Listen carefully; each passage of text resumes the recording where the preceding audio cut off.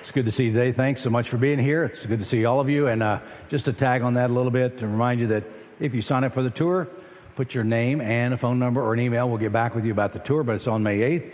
Secondly, you can look through this sermon notes on the back. You see all sorts of announcements there. The one that's really helping this week is the free oil change on the weekend. There's some space still available for that, and we appreciate, if someone you know needs a gift, you can give them this information and get their oil changed in their car for free. We just need to know what kind of car it is, that kind of stuff. So they call the office or stop by the VIP area, and you can fill that out as well. So today, I'm glad you're here. Last thing I'll remind you is if you're interested in going to Israel, it's happening in January next year. I'm leading a group that should be amazing. We've done it before. I've done it 6 times. People ask me, what about the concerns of safety? Folks, it's more safe than any major city in the country. It's 3 times safer than going to Chicago. So if you've been to Chicago, you just should not go to Chicago. But the company we go with takes 10,000 people a year. They just, their business is to make sure we're all safe. I've never felt slightly insecure. It's a very safe environment as well. So if you're interested in that, pick up one of the brochures in the grind hall area on one of the tables, and gives you all the information, cost and time and all those things. And sign up, and we'll go to Israel together in January. So that's my public service announcement for that. We're launching a new series today. It's called Stop It. I like it. Why? Because, isn't it nice to tell people, stop it? Just stop it. And what does it mean? It's the kind of stop it I'm talking about is not being weak or giving up. I'm not stopping because I can't run any farther. It's a choice I made because I'm choosing what is right. And it's a strong choice. When I was a kid, right or wrong, we were taught that quitting was, don't be a quitter. Don't be a quitter. You just didn't quit. And one of the things that I've been in my life is a finisher. And some things I've started, I've regretted starting. Because something in that psyche says you have to finish it. One of those things, I entered a PhD program in 1988, and I was going to finish it in a couple years. Well, 7 years later, 7 years. And, there are many people never finish their dissertation because it's just a massive amount of work that you have to do. And some people just don't get it done, and they just kind of let it go. If I had that to do over again, I'm glad I did it. I wish I hadn't. Why? 7 years is a long time. Realize the percentage of your life, if you only live to be 14, it's like half your life. So, that's about all my statistics do. But there are too many bad habits that begin and they need to cease. My brother, Jimmy, smoked from the time he was like 14 or 15 until he was 40 years old. And he would try to quit smoking, try to stop. I can't tell you how many times he tried to stop. And he would say, I was 18, he was 24. He'd say, when you see me smoking, just discourage me. So be in the car, and if you're a non-smoker and you're in the car with someone who's smoking, it's never a pleasant thing for non-smokers. So what I do is what a brother should do, a loving, caring brother. I'd take his cigarette and throw it out the window. He wouldn't pay attention. I'd snatch it out of his mouth, throw it out the window. Or when I'd hug him, he'd have his cigarettes either, back in the rough days, to wear them on the sleeve or rolled up or on his pocket. And I'd say, how you doing? That's a whole pack of cigarettes. I love you. Why are you helping me? Well, I'm just trying to help you. But there was one day, he tried to quit many times, but one day he quit. The difference between trying to quit and quitting is he never restarted. And some things in your life, in my life, we stop and stop and stop. We really never have quit. We just keep restarting. Stopping school and finishing later is I quit school, but then you end up going back to school. It's really, you just postponed it. You paused. Quitting is not pausing. Quitting is not finishing. To stop something, for some of us, often seems impossible. Sometimes we need some help. Sometimes there's addictive behavior that we want to get rid of, and we just, it'd be wonderful if you could just say, stop it, but sometimes you need some help. And what we're trying to accomplish in this series is to give you some help, so help you stop some things in your life. My desire is that we're so filled with the mindset of Jesus that we finally quit some poor behaviors and attitudes and some things in our life we've been trying to for a while. Quit doing those things that are not who we really are. And being able to stop it is about having the strength and the boldness to make choices that align with the truth. And this is contrary. This is contrary to what some people think. It requires becoming aware of and stopping activities that go against the grain. Choosing and stopping go hand in hand. So I want to talk to you just a little bit in this and more later is about your personal responsibility. You know, today, I want you, as human beings, you are personally responsible for your life. If you don't like the car you drive, well, who are you going to blame? You drive it. If you don't like the spouse that you chose, it's your choice. I don't think it was an arranged marriage. Maybe. But we choose things, and we have to take responsibility for it. When we take responsibility for our choices, when they don't go well, then there's the possibility of change and the possibility of growth. If I'm always blaming someone else for where I am, then I'm always blaming someone for why I'm not growing. The reason I'm not where I need to be is because of choices that I make or have not made, and today I want to make better choices. As we follow the teachings of Jesus and apply them to our lives, we'll stop doing some things that are damaging to our spiritual lives and possibly the lives of others. And I will tell you, this is liberating. When you choose to stop and you forever stop, it's amazing. Some of us say, I just can't do it by myself. And I know, and God knows, and He wants to help you as well. I think the Spirit of Jesus living in us and around us and among us, it's that which we embrace that helps us to change our lives more completely. So what does it look like in this series? Well, today we're going to look at the first week, we're going to look at one theme, and it's this. When we quit the fear of what others think, we discover freedom. There is a word that defines my relationship with Christ, and it's really one of my favorite words, and it's this word, grace. Some people define it different ways, but for me, grace is this discovery on my spiritual journey that in the midst of all of who I am, that God loves me just the way I am. I don't have to earn anything. I don't have to do anything. I don't have to become a better person for Him to love me. He loves me just as I am.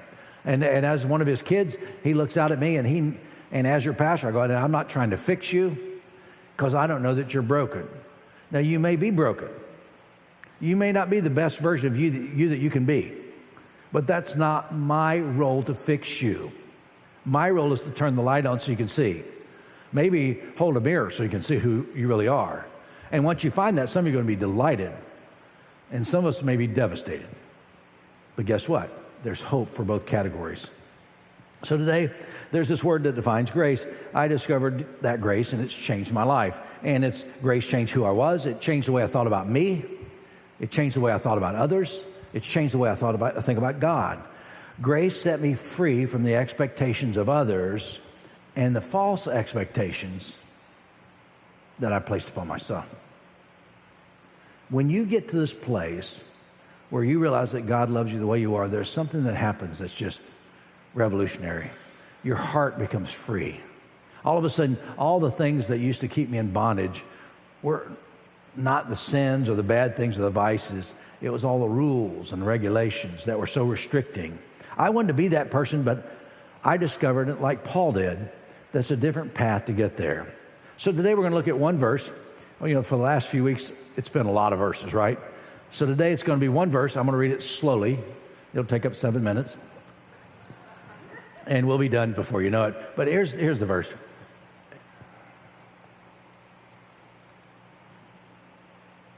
Galatians 5:1.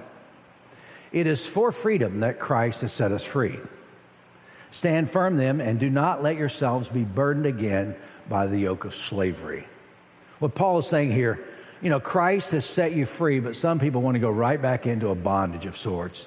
He's talking to those people, you know, that have a Jewish background, and, you know, all you do is just, you go from one set of rules to the other, one set of bondage to the other, but really let the freedom that Jesus gives you be a part of your life. Too often we are slaves, though, to what other people think. It's for freedom. Today I want to talk to you. And I want to suggest that you and I stop it.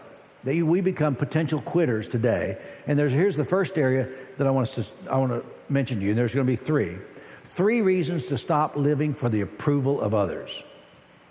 You shouldn't live for the approval of others. Why? Here's the first reason. When we do, we violate our own integrity. We violate our integrity when our beliefs are not consistent with the way that we live. Recently, I've been listening to Jordan Peterson. He's a clinical psychologist. If you haven't heard of Jordan Peterson, you can find him on YouTube. Who is he? You may never have heard of him, but a lot of people have. He has 2 million views. So 2 million people have watched, or 2 million views of what he said. He is a clinical psychologist, talks a lot about Christianity and about life and becoming a better human being. But one of the things he says, he also wrote a book that's on Amazon.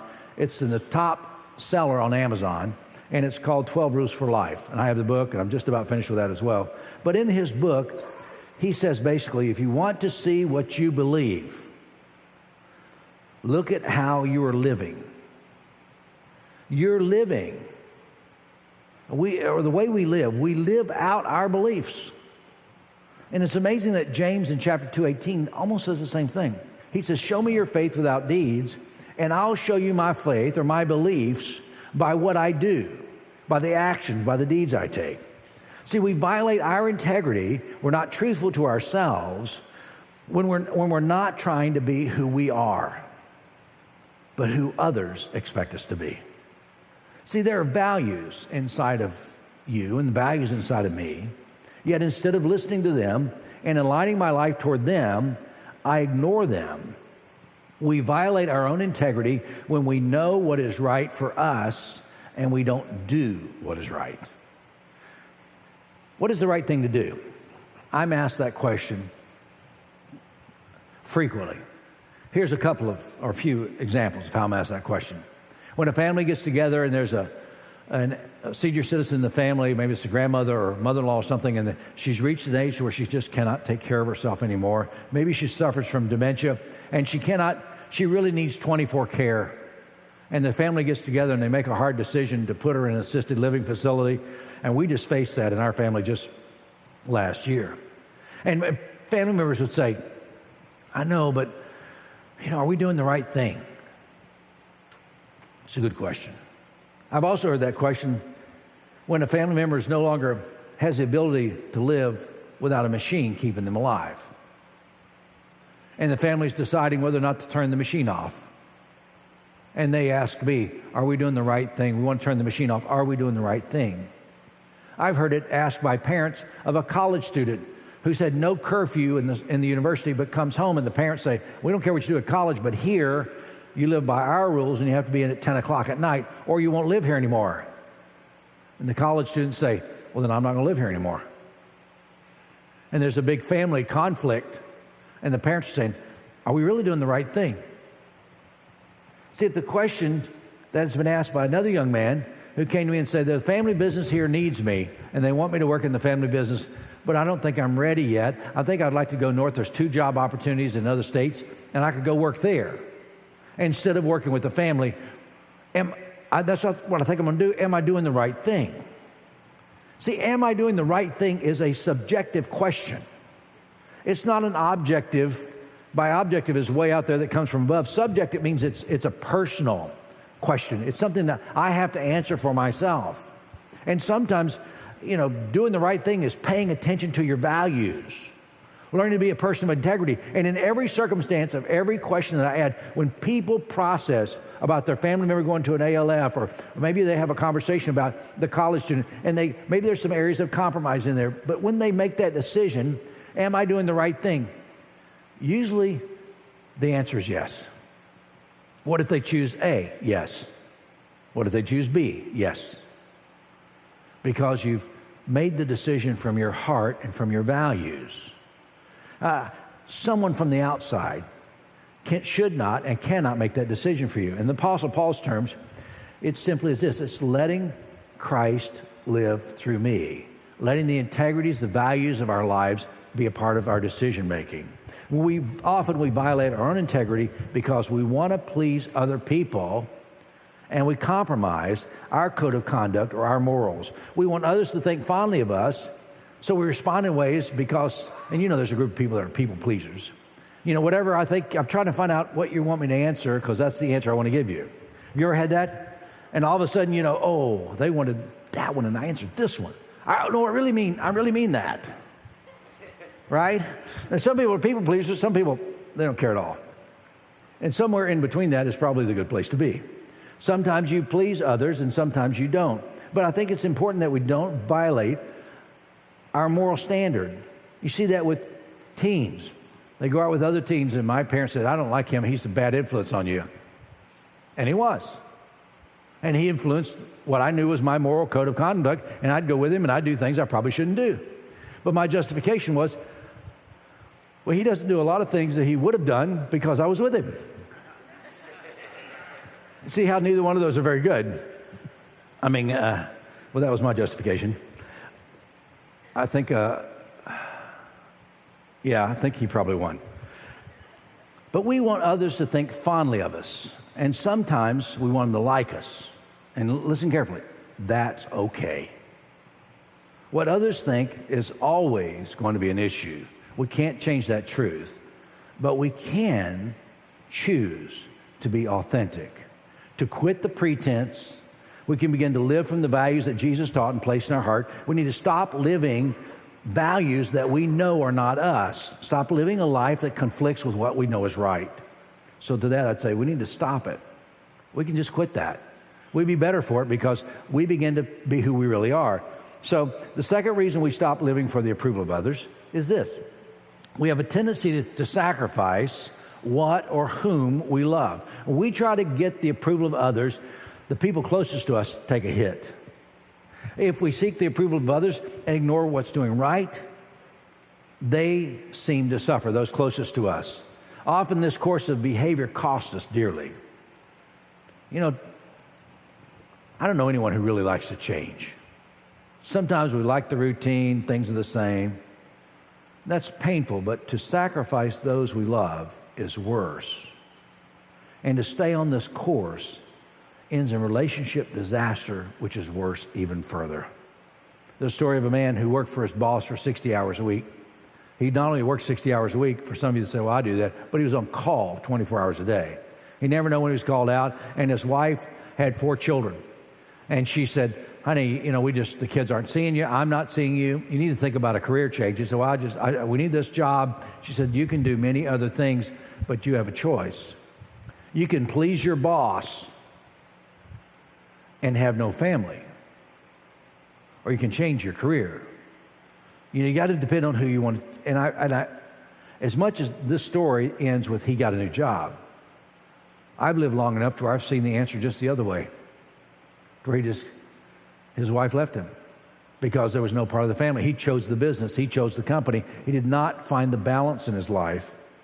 When we seek the approval of others, we often put the others before our families. Another story. When I was in school, one of the stops in school, I was in door-to-door sales. You ever been in door-to-door sales? If you haven't, God bless you. If you have, you go knock on the door. This is back in a different day where you actually knock on the door. You go knock on the door, and people come to the door, and you'd sell them. And I used to sell knives, cutlery. I had to quit. I lost too much blood. You take a sample, give them somebody a sharp knife. I've been sliced here. I've been sliced there. I mean, I just thought, I don't want to lose an amputation, from some of this. So I quit that job. So then I went into a more lucrative career. I sold vacuum cleaners.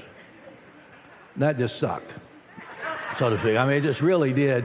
And I remember going to this one house one time, and there's a young dad. He's taking care of a baby and a toddler. And I'm telling him, first of all, he opened the door, which all of it was a good thing for me. And I began to tell him why he needed this. Just give me a few minutes of your time. I'll tell you why this can change your life, all the different things. He's so kind to me, and he was gracious to listen to everything that I had to say. And as he was talking to me, the baby started crying. The 2-year-old started yelling right beside him. And at one point he said, excuse me. And he screamed at his 2-year-old and kind of swatted at him and told the baby to be quiet. And here I am, a stranger. He's treating me better than his own kids. That's backward. 2 things. One of the possibilities was, wham, shut the door on me. Take care of your kids. A more polite version would be, I'm so sorry, I don't have time for you right now. Thank you. And shut the door. Spend time with your kids. Don't compromise the things that you love for people that you don't know. It's not a healthy thing to do. I'm convinced that we often devalue those we love for a client, for a sales call, for a political update? You ever been in a conversation with someone? Maybe it's a family member that you love and you want to have this conversation with them and their phone is completely dinging and dinging and dinging. And you go, what is this? It breaks the continuity, or they're looking at their phone every moment. Turn your phones off. Turn them to mute. Put them in the other room. It can wait. I'll call you later. Again. I have it happen. It's really funny. My wife is... Now, I'll tell you why this annoys me. Let me say it better. I can tell you why this annoys my wife. I mean, she's had it sometimes, can you just kind of let it go? And I go, I'm so sorry. And she's right, I turn it off. But her phone will ding in the middle of the night. I said, what is that? Well, there's a new sale at Rack Room.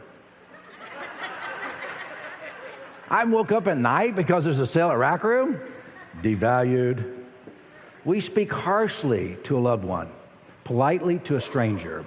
We devalue those we love for a text conversation about nothing.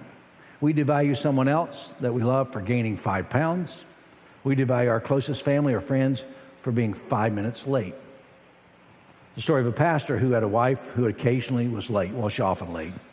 They had 4 kids, and one day all the kids were ready, and the dad was in the car waiting, and she just had the last few things to get herself fixed to go to wherever they were going. And as they're out there waiting in the car, the dad is he's pastor. He's just fuming. I can't believe she's late. She's always late. This is ridiculous. And talking out loud. And finally, the 8-year-old looked up at his dad and said, Dad, is she worth it? That's a good reset question, isn't it? He said, of course she is. He said, that moment, I stopped that. I stopped that kind of behavior. She was worth it. Anytime that she was a little bit late, I would tell myself, she's worth it. I just need to remind myself of that. And for me to put that into my kids, I want them to know how much I love my wife and that she's worth that and so much more. When Becky and I were newly married, we played a game back in those days called the Newlywed Game. It'd be a group of couples, and you split the guys over here and the girls over here, and you kind of send the guys out of the room that ask the girls a question, what would the guy say? And the same thing for the guys. And there was one question that was asked, I still remember, this has been many years ago, and this is the question they asked Becky. Becky, what do you think Larry would say? Did you marry Larry for who he was or what you saw he could become? And I came back and said, what do you think she said? She married me for who I was. What? She said she married you for who you could become. I go, that's ridiculous. I remember having a discussion about that. How can you should marry me for who I am. You know what? I thought about that a lot since then. She saw me as a diamond in the rough. I'm still a diamond in the rough. Maybe she saw that. I just haven't achieved it. But let me tell you the positive. Isn't it wonderful to have someone in your life that sees the potential of who you could become? Someone who sees the real you, who loves you that way. And they may see on the bad days, but they also see the potential of what you could be on the good days. And I know I love her for that. But why do we harm those whom we love most? What do we do? Well, stop it. I can go to counseling and go before the counselor. What does he say? Stop it. Wait, we have an hour, I know. 2 words, stop it. And it fixes a lot of things. Quit damaging those people you love. Think about it. What are your values? Live according to your values, according to your integrity. You're not acting according to the way you want. And when you can fix that, life becomes better. So the third reason we stop living for the approval of others is this. The dysfunction of pleasing others creates pain.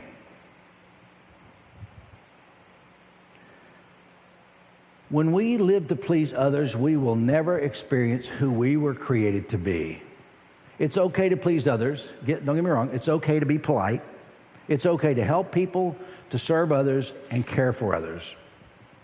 But if your life becomes so much to what you're always caring for others and you're not caring for those closely around you, it can become dysfunctional.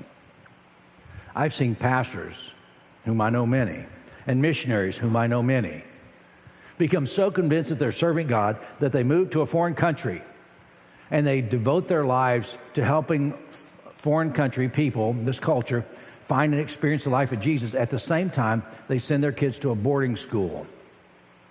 They lose contact with their own kids or pastors or anybody in business. If you spend more time with your company that you miss the relationship with your family, that's a problem. Now, understand, we all have to work. And we all are busy, and that's okay. People are successful usually put in a lot of hours, but you have to take time for the things that matters most. When balance gets out of hand, it becomes dysfunction. Paul gives us some help in Galatians 2:20. He says this way, I have been crucified with Christ, and I no longer live. But Christ, or Jesus, lives in me. The life I now live in the body, I live by faith in the Son of God who loved me and gave himself for me. What he really is saying is, I now am a person who lives with the Spirit of Christ in me.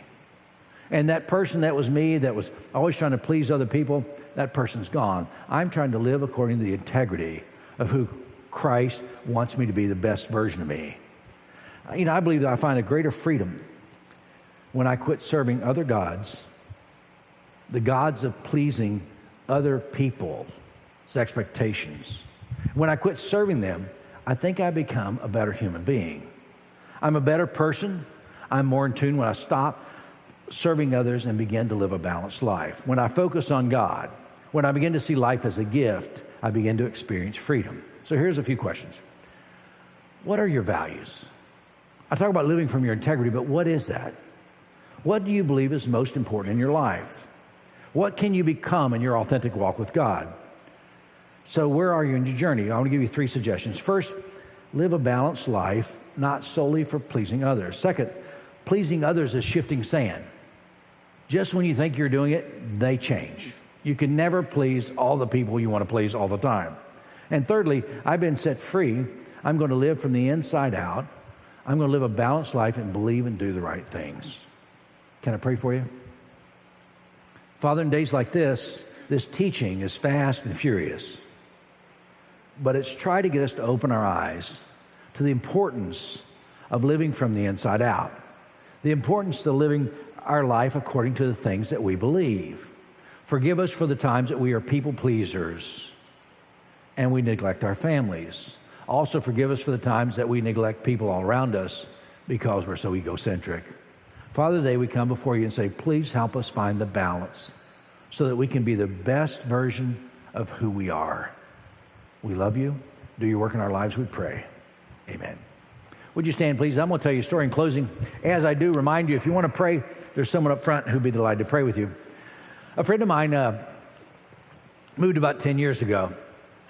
And what they decided is after they moved 10 years, it's time to clean out some stuff that they'd put in the attic 10 years before. They wanted to go through the boxes. I said, it's been 10 years. Let's go through them and let's clean some things out. When they got up there and they started going through all 10 boxes, what they discovered were the last 3 boxes were different than the other 7. 10 years ago, they'd loaded all these boxes and they'd moved them. They'd put them in an air-conditioned storage space in the attic. The last 3 boxes, as they opened them, what they discovered, they were full of trash. They'd clean out the house, then put the trash in the boxes, and the movers had put them on the truck and load them up, and they've been storing them for 10 years in air-conditioned storage. So here's my question. How many boxes are you storing that really have nothing in them that's of value to you? Maybe it's garbage. Maybe it's time to clean out a few things like bad attitudes, lack of forgiveness, or trying to please others. Stop it. Take the boxes, put them by the curb. Why? Because God will take care of them there. He loves you. So do I. Thanks for coming today. For this crazy game, is it safe